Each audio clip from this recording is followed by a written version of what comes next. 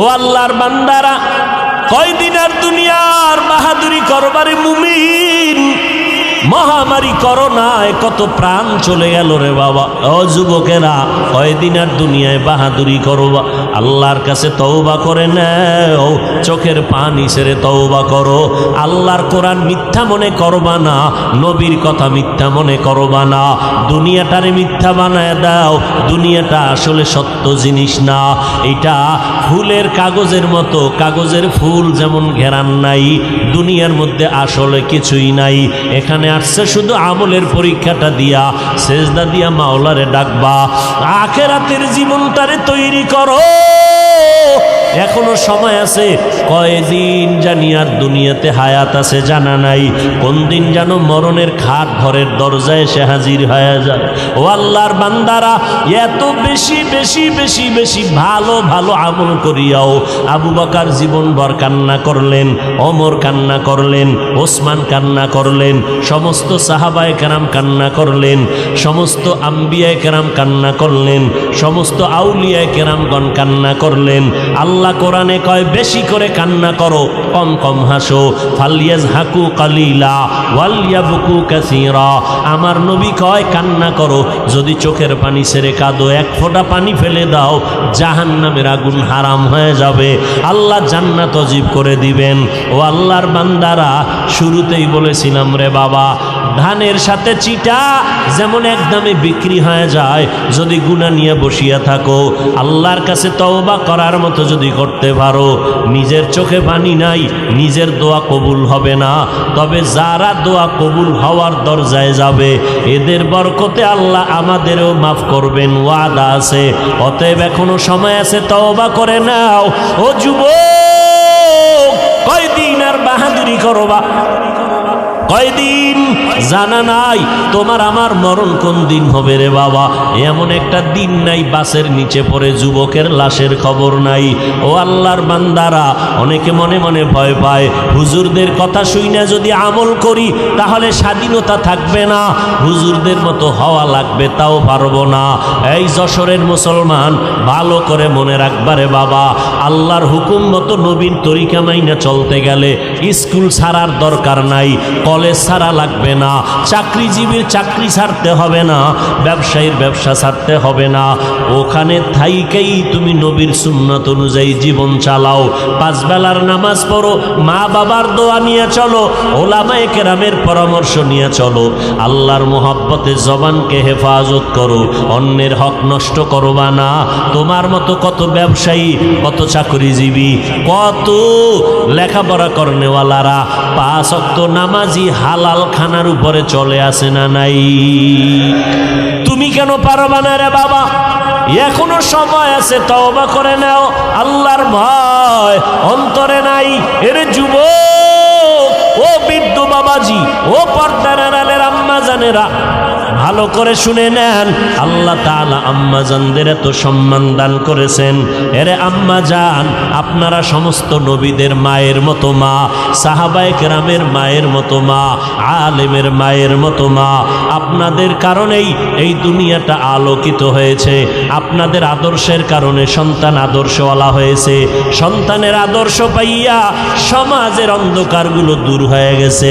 এই জন্য ইমাম গজালি রাহমাতুল্লাহ আলাইহি বলেছেন, প্রত্যেকটা সন্তানের জন্য মা হলো প্রাথমিক শিক্ষিকা। মা সন্তানের যা শিখাবে সন্তান তাই শিখবে।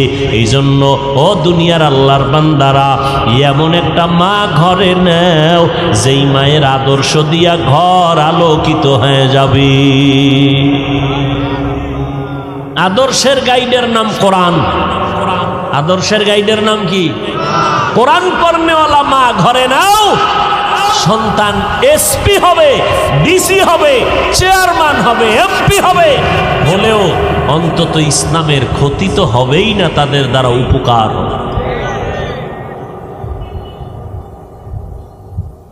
ভাইরা আমার, কত ডিসি, কত এসপি, এসপির চেয়ারে বসে বসে সময় পাইলে একটু কোরআন শরীফ তেলাওয়াত করে। ও ডিসি সাহেব, আপনি কোরআন শিখলেন কই? কলেজে? কয় না, আমার আব্বা যান, আমার আম্মা যান আমারে ছোটবেলা মক্তবের মধ্যে কোরআন পড়তে পাঠাইছেন, আমি মক্তবে যাইয়া কোরআনটা শিখছি।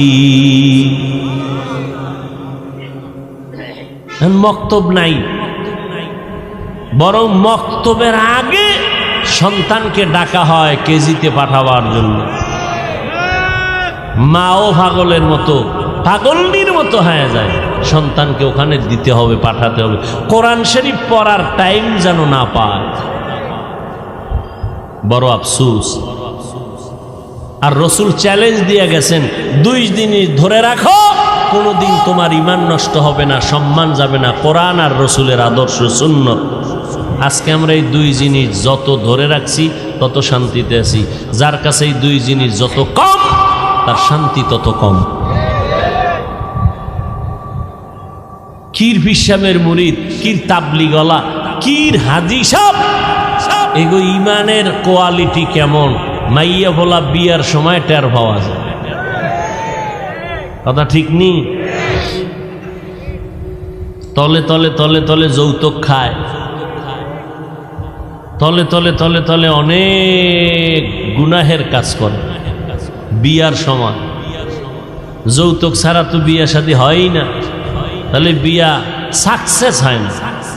এরপরে গায়ে হলুদের অনুষ্ঠান না বাজাইলে এটা একটা বিয়ে হইল? ঢোল বাজাবে, ডেকসেট বাজাবে, আফসুস। মোটামুটি একটা ছোটখাটো সিনেমা হল বিয়ার অনুষ্ঠান, ছোটখাটো একটা সিনেমা হল। আল্লাহ হেদায়াত দান করে।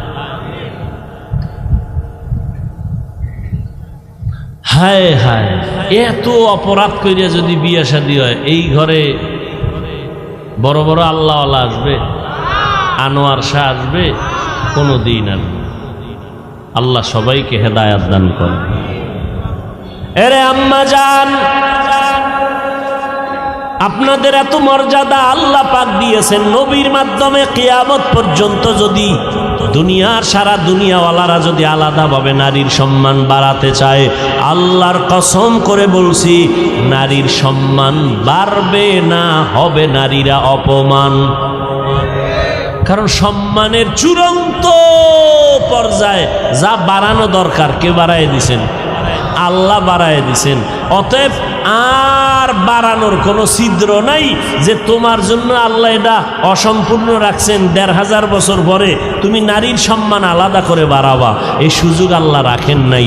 আল্লাহ পাক বাড়াইয়া সিল মেরে দিছেন মুহাম্মদের প্রেসক্রিপশনের উপরে, আল-ইয়াউমা আকমালতু লাকুম দীনাকুম ওয়া আতমামতু আলাইকুম নি'মাতি ওয়া রাদিতু লাকুমুল ইসলাম দীনা।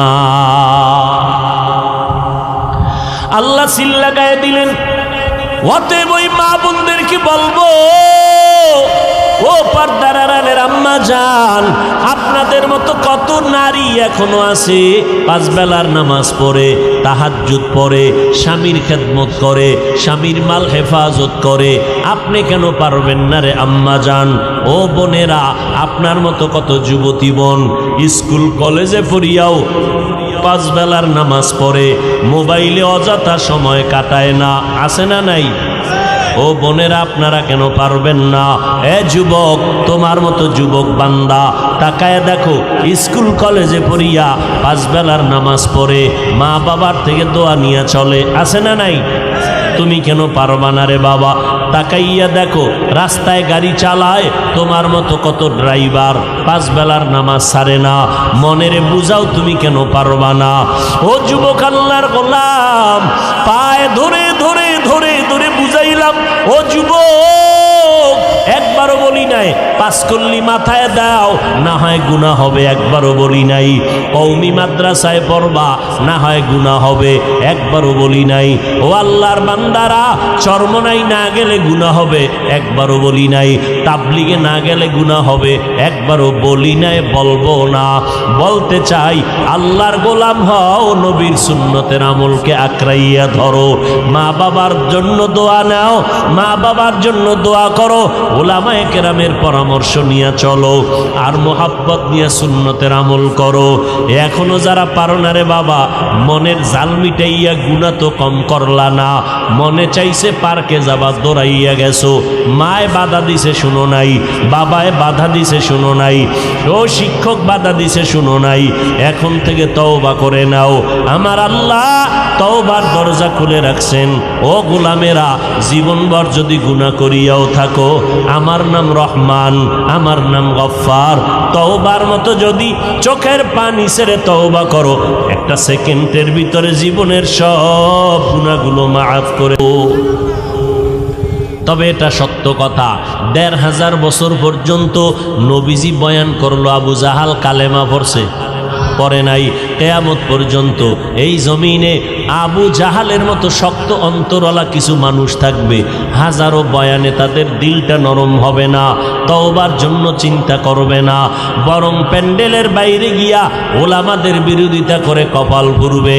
আর একদল ওমরের মতো গুনাহ নিয়া প্যান্ডেলে বসবে, নবীর দরবারে গিয়া যখন তওবা করলো।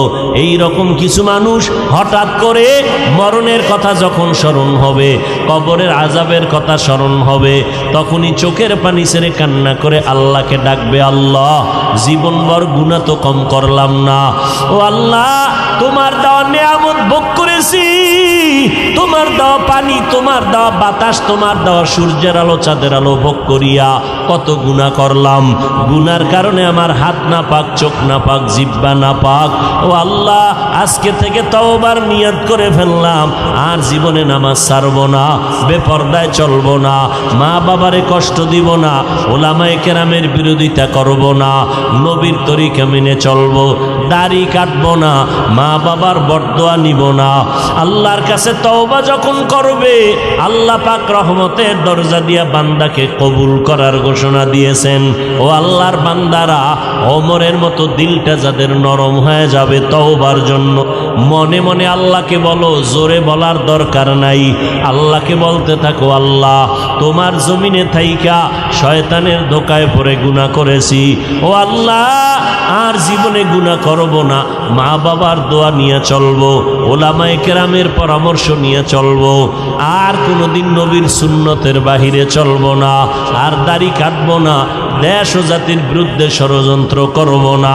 তওবা করার যদি নিয়ত অন্তরে থাকে, সবার কপালে তওবা নসিব হবে না।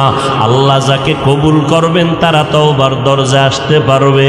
যাদের অন্তর তৈয়ার তওবা করার জন্য, আমি তাদেরকে বলবো, যাদের অন্তরে কোনো ধরনের দুর্বলতা নাই, মরিয়া গেলে যাব, হায়াতের মালিক আমার আল্লাহ, ইজ্জতের মালিক আল্লাহ, রিজিকের মালিক আল্লাহ, আর কোনোদিন নামাজ ছাড়বো না, বেপরদায় চলবো না, দাড়ি কাটবো না, ওলামায়ে কেরামের বিরোধিতা করে গুনাহগার হব না, মা বাবার দোয়া নিয়ে চলবো, নবীর তরিকা মতে জীবনটাকে চালাবো।